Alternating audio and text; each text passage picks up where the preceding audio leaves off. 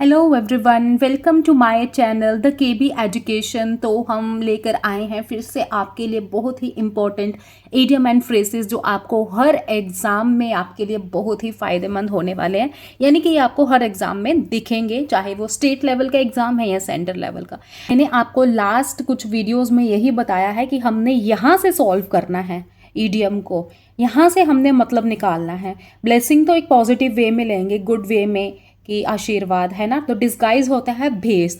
अब जो भेस बदलना या भेस यानी कि भेस के पीछे कुछ ना कुछ जो है वो छिपा हुआ है ना। तो वही इसका मीनिंग रहेगा कि छिपा हुआ वरदान। ब्लेसिंग क्या हो गई? वरदान हो गया ना। डिस्गाइज भेस है तो भेस के पीछे कुछ ना कुछ छिपा हुआ है, तो छिपा हुआ वरदान, ये इसका मीनिंग रहेगा। Something that seems bad at first but turn out to be good, कि कुछ जो है वो हमें मतलब दिखने में चाहे वो बुरा लग रहा है लेकिन उसके पीछे कुछ ना कुछ अच्छा ही है। तो ये रहेगा इसका मीनिंग। समझ आया? चलिए, second idiom is hit the nail on the head. तो आपने जो पिछली वीडियोस जो हैं उनमें देखा होगा कि मैंने वीडियो के साथ साथ जो है वो मैंने लिखा है, तो उसमें दिक्कत आ रही थी लिखने में। तो आज कुछ इस तरह से मैं बना के लाई हूँ। ये भी मैं वीडियो पहले शूट कर रही थी, उसके साथ साथ लिख रही थी, तो प्रॉपर नहीं हो पाया। तो इसीलिए अब मैं कोशिश कर रही हूँ कि ऐसे ही आपके लिए लेकर आऊँ। अच्छा, तो ईडियम था hit the nail on the head. तो इसका मतलब यहाँ से निकलता है कि जैसे एक एग्जांपल आप याद रखो कि किल है, मान लो। तो किल को हथौड़ा जब भी मारा जाता है उसको सेट करने के लिए, सही करने के लिए, तो कहाँ मारा जाता है? उसके सिर पे। यानी कि उसका सिर जो है, किल का जो सिर है, वही सही जगह है हथौड़ा मारने की, जिसकी वजह से किल जो होगा वो सेट होगा। तो वैसे ही है इसका मतलब कि बिल्कुल सही बात करना, बिल्कुल सही बात करना या कोई सही एक्शन लेना, तो उससे रिलेटेड ये वाला इडियम रहेगा। तो इसका इंग्लिश में हम इसको ऐसे एक्सप्लेन करेंगे कि टू से और do exactly the right thing. यानी कि कुछ भी हम कह रहे हैं या कुछ हम कर भी रहे हैं तो एग्जैक्टली क्या है? द राइट थिंग, बिल्कुल सही जगह पे करना या सही बात करना, उसके लिए इडियम जो है वो यूज होगा hit the nail on the head. चलिए, third idiom is once in a blue moon. तो ये बहुत ही सिंपल है, क्योंकि जो ब्लू मून है वो आपको अक्सर तो देखने को मिलता नहीं होगा, है ना। कभी कभी बहुत ही रेयर है कि आपको ब्लू मून देखने को मिले। तो वही इसका मतलब है कि बहुत कम या कभी कभार दिखना। तो इंग्लिश में हम इसको ऐसे ही यूज़ करेंगे, वेरी रेयरली। चलिए, नेक्स्ट इडियम जो है वो है कि bite the bullet. Bite the bullet, ये फोर्थ इडियम है। तो आपने यहीं से समझना है कि बुलेट को अगर आप बाइट करोगे तो क्या वो इजी होगा? बिल्कुल भी नहीं, बहुत ही डिफिकल्ट होगा, कठिन होगा। तो वही इसका अर्थ है, कठिन सिचुएशन में। यानी कि इसका इंग्लिश में रहेगा to face a difficult situation. अगर हम कोई डिफिकल्ट सिचुएशन को फेस कर रहे हैं तो उसके लिए इडियम जो यूज होगा वो होगा bite the bullet. Next idiom की तरफ बढ़ते हैं, break the ice. Break the ice, इसको हम याद रखेंगे ऐसे कि मान लो अगर कोई इंसान है जिसमें बहुत हेजिटेशन है, अब उसकी हेजिटेशन को, ब्रेक होता है तोड़ना, उसकी हेजिटेशन को तोड़ दिया। जब उसकी हेजिटेशन को तोड़ दिया गया तो क्या हो गया? उसमें जो झिझक है वो दूर हो गई। ठीक है, तो झिझक दूर करना, इसको हम कहेंगे ब्रेक द आइस। और वैसे ही इंग्लिश में इसका मीनिंग रहेगा to start a friendly conversation in an awkward situation, कि किसी भी ऑकवर्ड सिचुएशन में आप मतलब कि कॉन्वर्सेशन स्टार्ट करते हो और बिल्कुल फ्रैंक वे में। तो इसका मतलब आप में हेजिटेशन नहीं है, वो टूट चुकी है, ब्रेक द आइस हो चुका है। ये रहेगा idiom. Next idiom is under the weather. Under the weather में आएगा आपका कि इसको हम यहाँ से याद रखेंगे कि मान लो कि वेदर आपका बाहर बहुत ख़राब चल रहा है, तूफान आंधी है, तो आप उस वेदर में बाहर निकले हो, अंडर द वेदर, तो आप कैसा फील करोगे? ऑब्वियसली बहुत आपको डर लगेगा, आप इजी फील नहीं करोगे, घबराओगे, टेंशन होगी कि अब क्या होगा, मैं बाहर हूँ, इतनी तेज़ आंधी तूफान, मुझे जल्दी जल्दी हमें घर पहुँचना है। तो आप अच्छा फील नहीं कर रहे हो। ये इसका मतलब कि कंक्लूजन में इसका मीनिंग जो निकलता है कि आप अच्छा फील नहीं कर रहे हो। तो वैसे ही इसका मीनिंग जो रहेगा अस्वस्थ होना। जब आप अस्वस्थ होते हो तो क्या आप अच्छा फील करते हो? बिल्कुल भी नहीं। अगर आप बीमार होंगे, अगर आपको एक नॉर्मल फीवर भी आता है तो आपका खाना तक खाने का मन नहीं करता। तो वैसे ही अस्वस्थ होना मतलब फीलिंग अच्छा नहीं करना, कुछ भी अच्छा फील नहीं करना, सॉरी। तो फीलिंग इल और unwell, under the weather idiom जो रहेगा उसका फ्रेज रहेगा फीलिंग इल और अनवेल, कि कुछ बीमार सा फील करना, ठीक नहीं फील करना, इस तरह से आप लिख सकते हो। चलिए next idiom is spill the beans. Spill the beans ये बहुत ही इंपॉर्टेंट तो है ही है, लेकिन बहुत ही इजी है इसका आइडिया लगाना, कि जैसे बीन्स है, अच्छा बीन्स के अंदर दाने होते हैं, लेकिन जब आप उसको छीलते हो तो ही बाहर निकलेंगे, है ना। तो वैसे ही कि जो राज होते हैं ना वो हमारे अंदर होते हैं हमेशा, लेकिन जब हम इनको खोलते हैं तो ही सभी को पता चलता है। तो वैसे ही स्पिल द बीन्स का जो मीनिंग रहेगा राज खोल देना, यानी कि टू रिवील अ सीक्रेट। ठीक है, मटर है तो उसको आप जब छीलोगे तो ही दाने बाहर निकलेंगे, तो आपको पता चलेगा कि भाई इसके अंदर दाने हैं, आपको पता चल गया वो सीक्रेट। तो यही इसका अर्थ है। चलिए next idiom is cost an arm and A leg.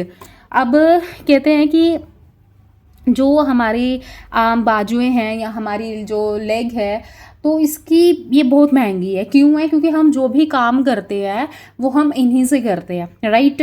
तो इसीलिए ये क्या है, बहुत महंगी है। ये ट्रिक बता रही हूँ आपको लर्न करने की, तो बहुत महंगा होना, ठीक है। तो इस तरह से अगर फ्रेज आपका टू बी वेरी एक्सपेंसिव, तो इसका इडियम रहेगा cost an arm and a leg.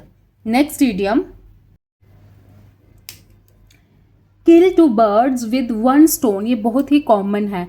यहाँ पे ये कह रहे हैं कि दो बर्ड्स को मारना सिर्फ एक पत्थर से।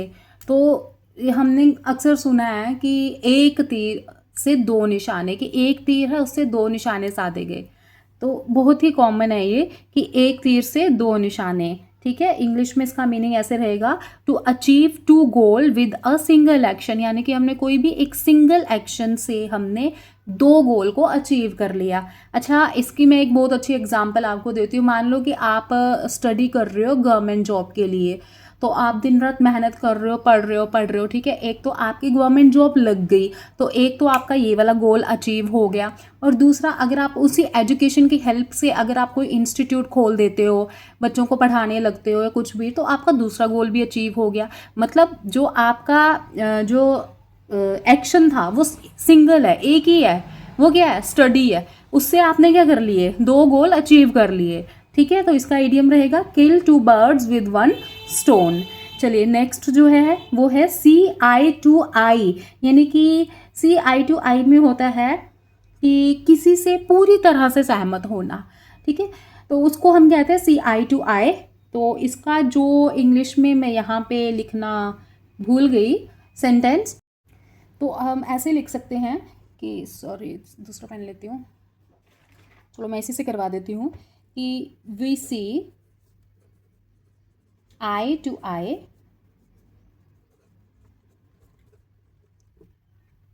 ऑन दिस इशू, ठीक है। तो यानी कि अगर हमने कोई काम करना है, तो कई बार ऐसा होता है कि हम कुछ बोलते नहीं हैं ताकि किसी को पता ना चले। हम क्या करते हैं, एक दूसरे को आंखों ही आंखों से इशारा करते हैं कि एग्री, यानी कि सहमत हैं हम एक दूसरे से, ठीक है। तो हम उस काम को करते हैं, या किसी कोई बात हमने माननी है तो हम एक दूसरे की आई को देख के एग्री, यानी कि हम सहमत हैं। तो ऐसे ही कि किसी से पूरी तरह सहमत होना, ये इसका मीनिंग रहेगा। चलिए नेक्स्ट इडियम है call it a day. Call it a day का मीनिंग जो रहेगा वो ये रहेगा कि आज का काम समाप्त हुआ, आज का काम समाप्त करना। यहाँ पे काम लिखना भूल गई। तो जैसे दिन है, तो दिन को हमने अब बता दिया, उसको हमने कॉल कर दी कि आज का काम जो है वो समाप्त हो गया, to stop working for the day, ये इसका इंग्लिश में मीनिंग रहेगा।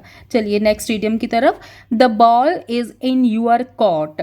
अच्छा, इसको लर्न करना बहुत इजी है। वो कैसे, कि जैसे मान लो कि आप कोई गेम खेल रहे हो, टेनिस लगा लो आप खेल रहे हो, तो उसमें क्या होता है कि जब आपकी साइड पे या फिर जो टेनिस जो भी उसकी बॉल होगी वो अगर आपके कोर्ट में गिरी, आपकी साइड में गिरी, तो अब उसको उठा के सर्विस तो आप ही नहीं देनी है। ये थोड़ी बोलोगे कि आप उठाओगे तो सामने वाले को कि तू स्टार्ट कर, नहीं, आपने उठाई है, अब आप ही को स्टार्ट करना है, आप ही नहीं देनी है सर्विस।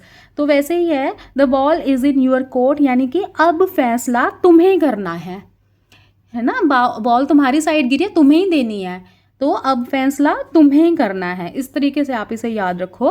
तो इंग्लिश में इसका मीनिंग रहेगा it is your turn to make a decision और टेक डिसीजन। ठीक है, कि तुम्हारी टर्न है अब कि सर्विस देने की, बॉल देने की तुम्हारी टर्न है। तो वैसे it is your turn to make a decision, फैसले लेने की या बनाने की तुम्हारी टर्न है। इस तरीके से हम इसको याद रखेंगे।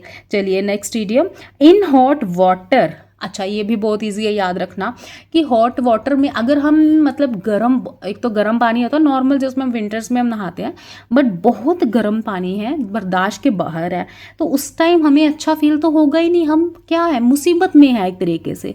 तो वैसे ही इसका मतलब है कि मुसीबत में होना। इंग्लिश में टू बी ट्रबल और डिफ़िकल्ट सिचुएशन, किसी भी मुसीबत में होना, कोई भी डिफ़िकल्ट सिचुएशन में अगर आप हो तो उसके लिए जो ईडियम लगेगा इन हॉट वाटर। ओके 14, तो ये है let the cat out of the bag. अच्छा, ये जो ईडियम है ये एकदम सिमिलर है जो हमने लास्ट किया था स्पिल द बीन्स, उसका भी मीनिंग यही है कि राज खुल जाना, और इसका भी यही मीनिंग रहेगा, राज खुल जाना। तो हम इसको कैसे याद रखेंगे कि मान लो आपके बैग में कैट है, ये सिर्फ आप ही को पता है, ये सीक्रेट सिर्फ आप जानते हैं और किसी को नहीं पता, लेकिन जब वो बैग से बाहर आती है तो ये सभी को पता चल जाता है। वैसे ही राज, जो कोई राज है वो सिर्फ आप ही को पता है, लेकिन अगर ये खुल जाए, ये बाहर आ गया तो सभी को पता चल जाता है। ठीक है, तो वैसे इंग्लिश में इसका मीनिंग जो रहेगा व्हेन समवन एक्सीडेंटली और intentionally reveal a secret. Okay, तो लास्ट इडियम 15 नंबर पे जो है अ स्टॉर्म इन अ टी कप। ये भी बहुत इजी है, जितने भी मैंने आपको इडियम करवाई ये एक टाइम पे मुझे भी डिफ़िकल्ट लगते थे, बट मैंने इस ट्रिक से इसे लर्न करना स्टार्ट किया। जैसे मान लो कि जैसे स्टॉर्म क्या हो गया, तूफान। अच्छा, अगर एक छोटे से कप में तूफान आ जाए, ठीक है, तो यहीं से हमने याद रखना है कि कप कितना छोटा होता है, तूफान इतना बड़ा है, इतना बड़ा कप में तूफान आ जाए तो क्या मतलब निकलता है कि छोटी बात पर बड़ा हंगामा, ये निकलता है इसका मतलब। तो इसका इंग्लिश में रहेगा अ लॉट एंगर, यानी कि अगर आप में बहुत बहुत गुस्सा भरा पड़ा है, आप में गुस्सा, तो क्या होगा, तो किसी भी छोटी छोटी बात में आपका निकल जाएगा गुस्सा। वरी और excitement about a very small और अनइम्पॉर्टेंट प्रॉब्लम, अगर आप मतलब कि आपको आदत है टेंशन लेने की, या फिर आप में बहुत ज़्यादा एक्साइटमेंट है, इतने एक्साइटेड रहते हो आप, किसके लिए, छोटी छोटी चीज़ों के लिए आप एक्साइटेड रहते हो, या छोटी छोटी प्रॉब्लम के लिए आप परेशान रहते हो, तो उसके लिए यूज़ होता है ईडियम, वो है अ स्टॉर्म इन अ टी कप। इसी के साथ हमारे 15 आज के ईडियम एंड फ्रेजेस जो है कंप्लीट होते हैं, और मैंने पिछली 2 वीडियोज़ में भी ये ईडियम एंड फ्रेजेस करवाए हैं। ये बहुत ज़्यादा मैं नहीं कहूँगी, बट हाँ ये इंपॉर्टेंट है, सफिशिएंट होंगे शायद मतलब, और ज़्यादा हमें करने पड़ेंगे इडियम एंड फ्रेजेस, बट ये भी ज़रूरी है, क्या पता इन्हीं में से कोई ना कोई आपको एग्जाम में देखने को मिल जाए, क्योंकि ये मोस्ट इंपॉर्टेंट PYQ में से ये इडियम जो है वो मैं निकाल कर लाई हूँ, आपके सामने मैंने रखे हैं। तो आज के लिए इतना ही, बाय बाय।